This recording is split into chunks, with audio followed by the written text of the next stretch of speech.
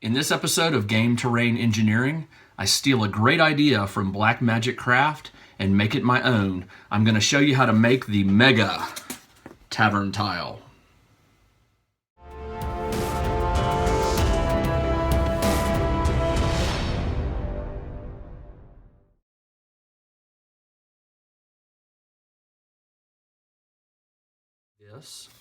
So I am going to time-lapse this in just a moment, and I'm going to take some measurements and I'm going to grid this out with 3" by 3" grids. And because this is an odd width and length, 19 by 19 inches, I'm going to draw two center lines, and I'm going to start in the center with my first 3 by 3 and work out. That way I maximize the number of 3 by 3s that I have. So let's get started.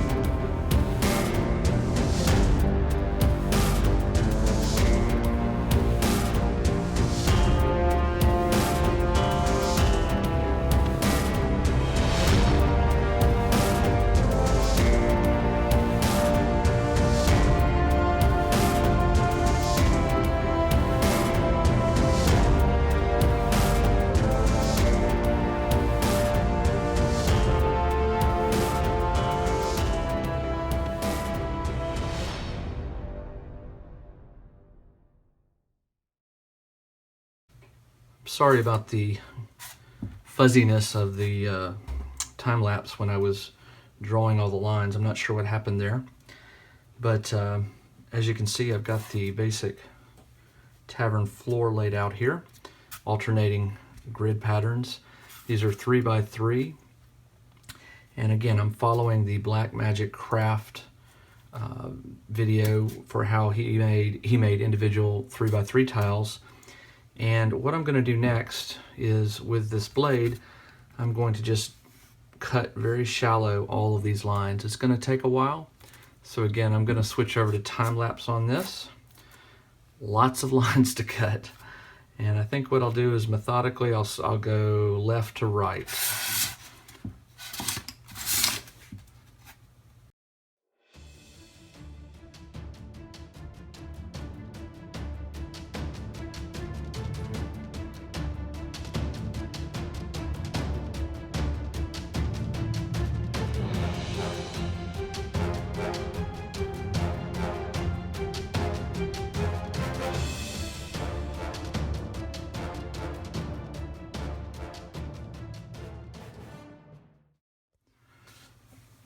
Okay, the grid pattern is laid out.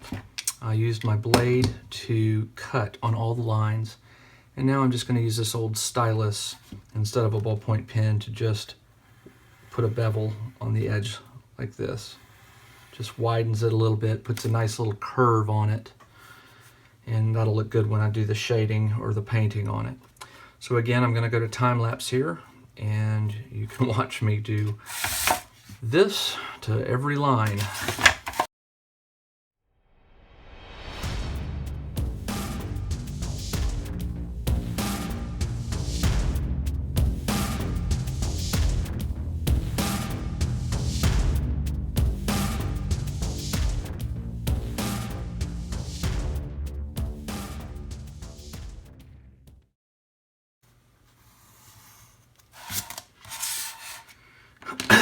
All right.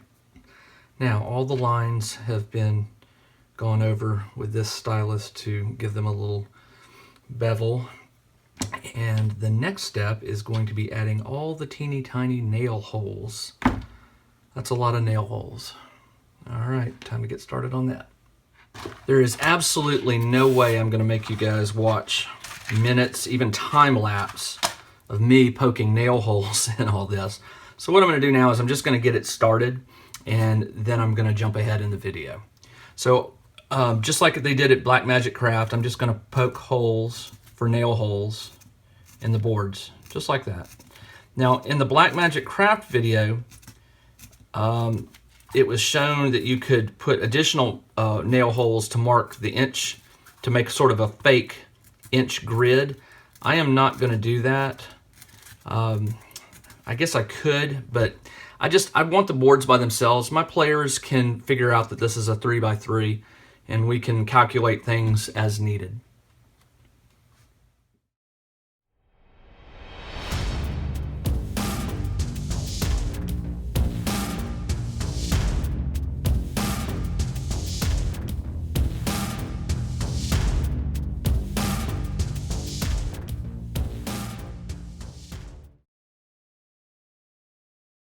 What you're seeing me do right now is simply adding a coat of Mod Podge to the tile.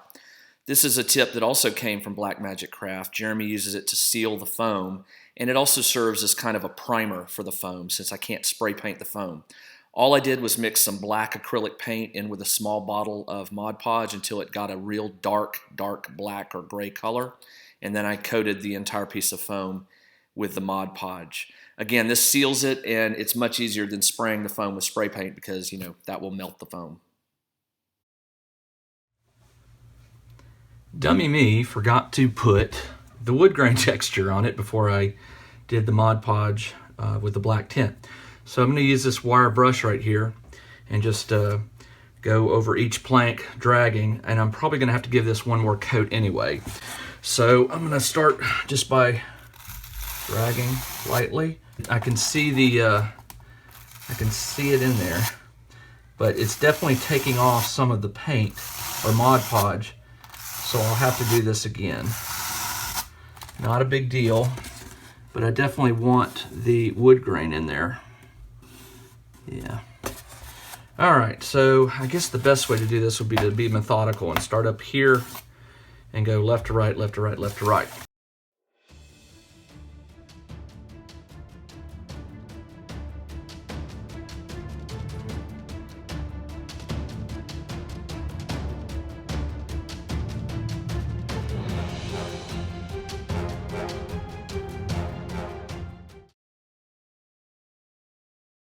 And now I'm putting on a coat of brown paint. I actually give this 2 coats. And if you'll notice in the video, I am following the direction of the planks. I'm painting in the direction of the grain. And I realized, I had done the test of this on a small tile, and I realized that it really does need to be done in the direction of the grain. So if you're mimicking this, paint in the direction that the wood planks, if you use the wire brush, paint in the direction that you applied the wire brush.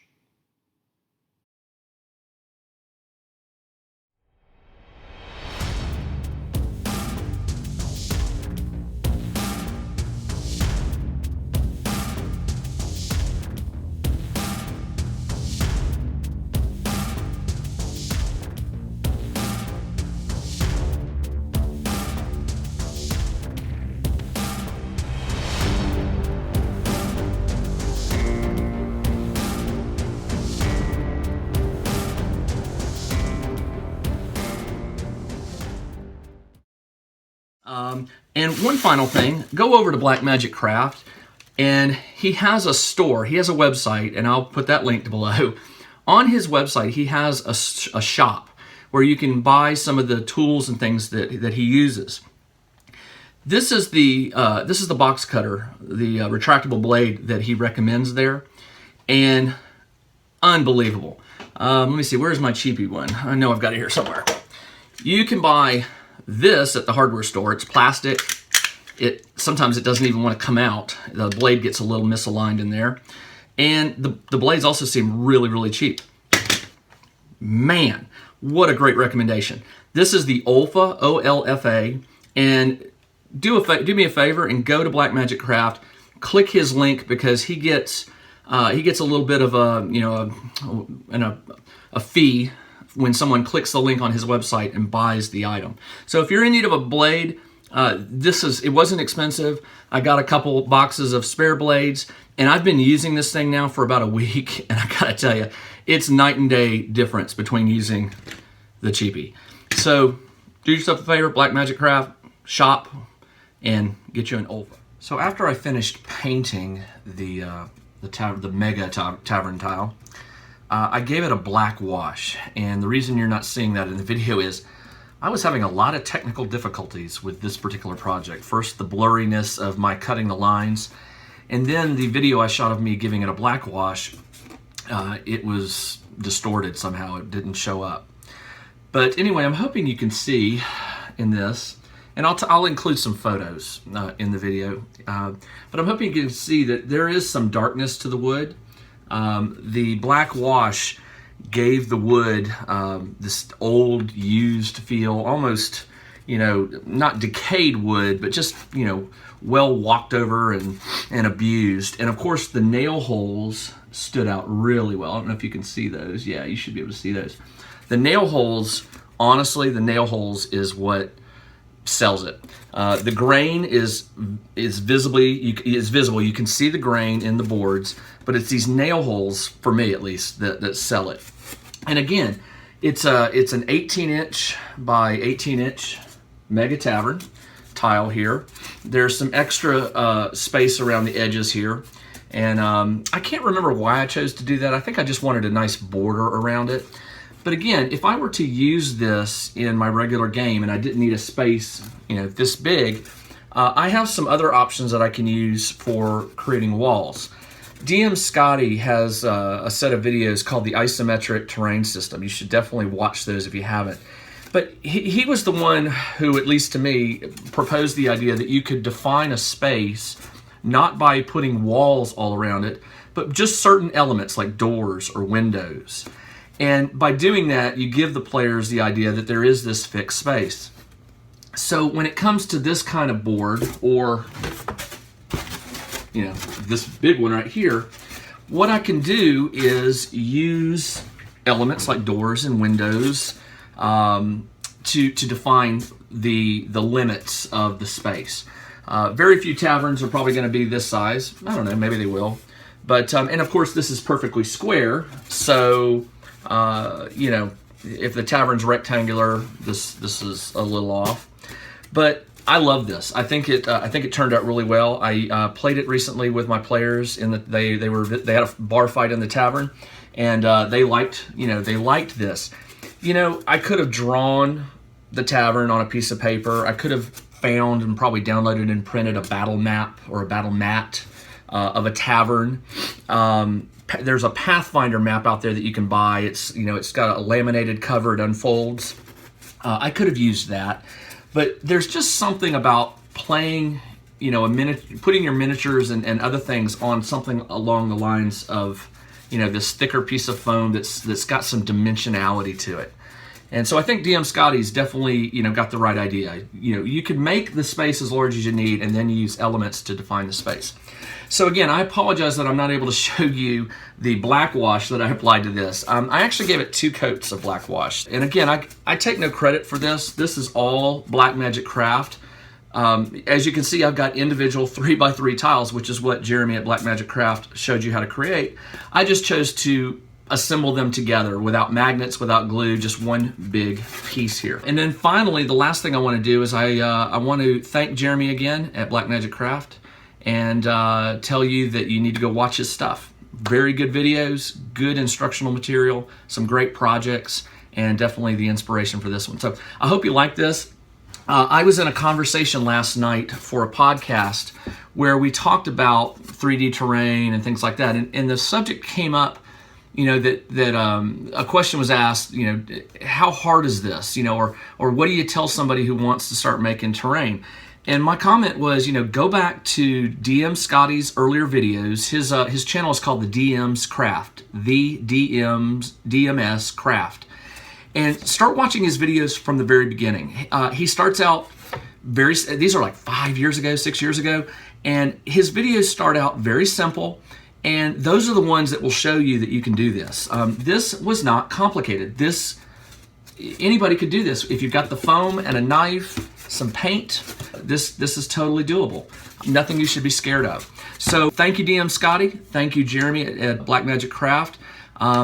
Thank all of you who have inspired me to start my own channel. You guys know who you are, the DMG Info, Terrain Tutor over in the UK. There's a lot more. And if you go out and you search for gaming terrain videos on YouTube, you're going to fall down a rabbit hole. There are so many videos out there. I'm hoping to add mine to the mix, but there is a great resource online if you're wanting to get into this hobby. And do what I do. If you're not comfortable making something on your own, take one of their ideas, maybe twist it around, merge it with somebody else's idea, and just see what you can come up with. So I'll see you in the next episode, and thanks for watching.